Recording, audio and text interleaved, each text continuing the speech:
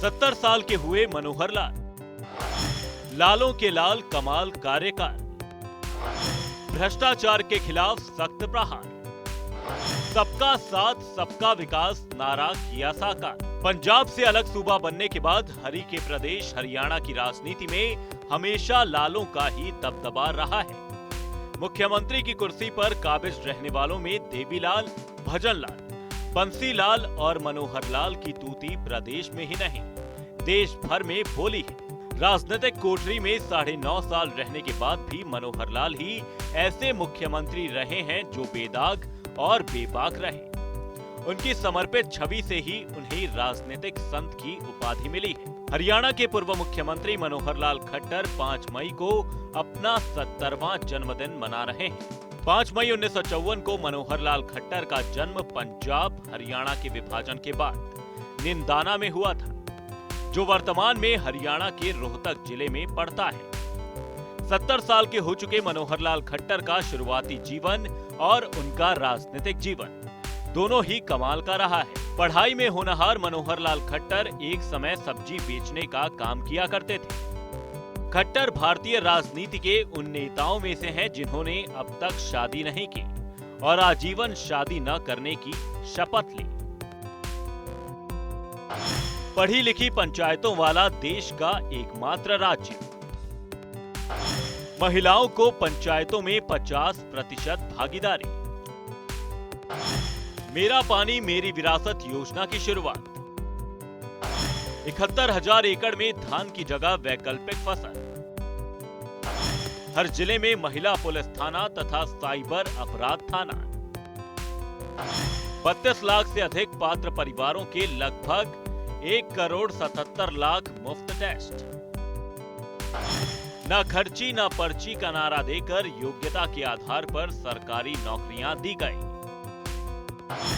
PM कुसुम योजना से देश में सर्वाधिक 62,578 सोलर पंप स्थापित।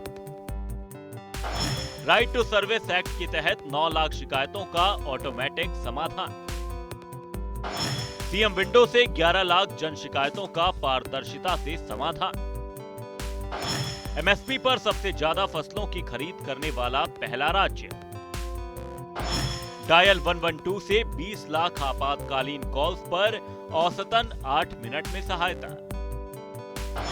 अंत्योदय सरल पोर्टल से 54 विभागों की ऑनलाइन की 675 योजनाएं। 10 करोड़ से अधिक सेवाएं प्रदान की। विवाह शगुन योजना से पात्र परिवारों की बेटियों की शादी पर 71,000 तक का शगुन। हिंदी आंदोलन के मातृभाषा सत्याग्रहियों तथा आपातकालीन पीड़ितों व विधवाओं को सम्मान व मासिक पेंशन। मुख्यमंत्री विवाह शगुन योजना का लाभ घर बैठे सीधा खाते में। घर बैठे जाति एवं आय प्रमाण पत्र ऑनलाइन। एमबीबीएस सीटों की संख्या 700 से बढ़ाकर की 2,185। मनोहर लाल की सरकार में प्रदेश ने विकास के नए आयामों को छुआ। एक ऐसा ही आयाम था आधुनिक इंफ्रास्ट्रक्चर को मजबूती देना। एनसीआर क्षेत्र में बिछा मेट्रो का जाल। 5,618 करोड़ की लागत से हरियाणा ऑर्बिटल रेल कॉरिडोर।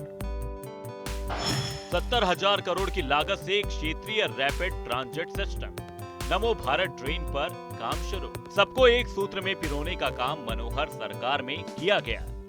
एक ऐसा ही कदम परिवार पहचान पत्र के रूप में मनोहर सरकार में देखा गया। नागरिकों को दफ्तर, दस्तावेज व दरख्वास्त से मुक्ति। इस एक ही पत्र से सभी योजनाओं का लाभ घर बैठे।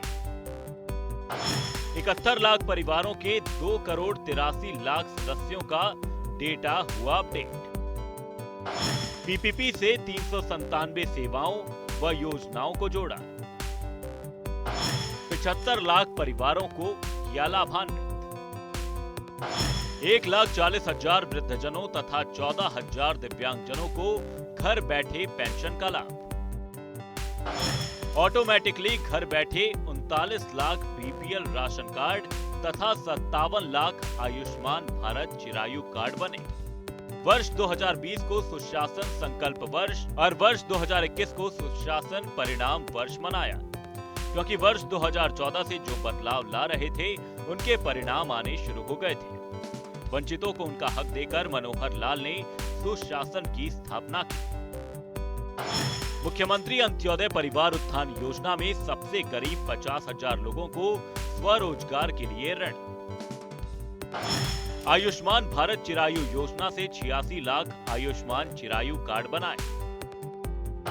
8,50,000 मरीजों के इलाज के लिए 1,088 करोड़ रुपए के दिए क्लेम।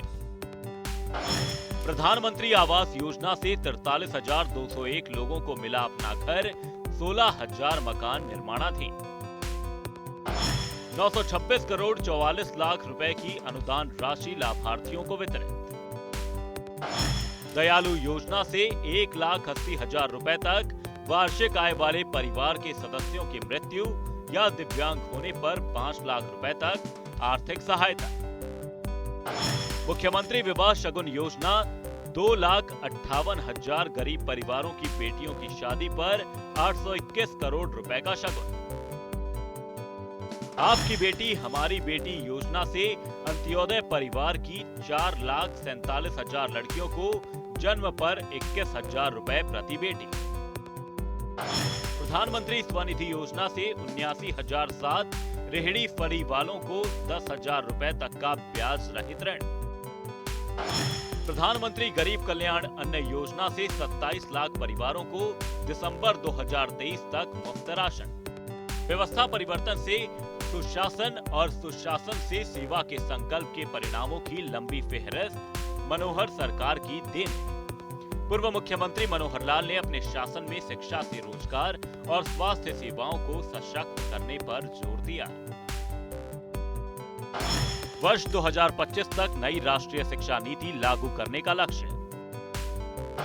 अध्यापकों के लिए ऑनलाइन स्थानांतरण नीति लागू की। ई अधिगम योजना से सरकारी स्कूलों के विद्यार्थियों को 5,50,000 टैबलेट्स निःशुल्क वितरित। चिराग योजना से 2,650 गरीब परिवारों के बच्चों का मान्यता प्राप्त प्राइवेट स्कूलों में दाखिला। दुधौला पलवल में श्री विश्वकर्मा कौशल विश्वविद्यालय स्थापित। देश का पहला आयुष विश्वविद्यालय श्री कृष्णा आयुष विश्वविद्यालय कुरुक्षेत्र में स्थापित। अंबाला सिविल अस्पताल अंबाला छावनी में कैंसर के इलाज के लिए अटल कैंसर केयर सेंटर शुरू। 17 जिला सिविल अस्पतालों में स्वास्थ्य सेवाओं को किया सशक्त। ई संजीवनी ओपीडी द्वारा लोगों को घर बैठे निःशुल्क चिकित्सा सुविधा उपलब्ध। 13 सिविल अस्पतालों को 100 बिस्तरों वाले अस्पतालों से 200 बिस्तरों वाले अस्पतालों में और अंबाला शहर के नागरिक अस्पताल को 200 बिस्तरों वाले अस्पताल से 300 बिस्तरों वाले अस्पताल में अपग्रेड किया गया। हर जिले तक पहुंचा मेडिकल कॉलेज, संख्या 6 से बढ़कर पहुंची 15। साल 2014 में हरियाणा में हुए विधानसभा चुनाव में पहली बार मनोहर लाल खट्टर चुनाव लड़े। उन्हें और भाजपा दोनों को ही हरियाणा में जीत मिली। खट्टर ने हुड्डा को हराकर अपनी सरकार बनाई। इसके बाद उन्हें राज्य का मुख्यमंत्री बनाया गया। इसके बाद 2019 में हुए विधानसभा चुनावों में फिर से भाजपा ने मनोहर लाल खट्टर के नेतृत्व में जीत हासिल की। इस जीत के बाद मनोहर लाल खट्टर को दोबारा हरियाणा का मुख्यमंत्री बनाया गया। हालांकि वर्तमान में मनोहर लाल खट्टर करनाल लोकसभा सीट से बीजेपी के प्रत्याशी हैं। अब देखना जरूरी यही होगा कि हरियाणा के लाल मनोहर लाल का दबदबा करनाल सीट पर दिखेगा या नहीं। न्यूज़ डेस्क, जनता टीवी।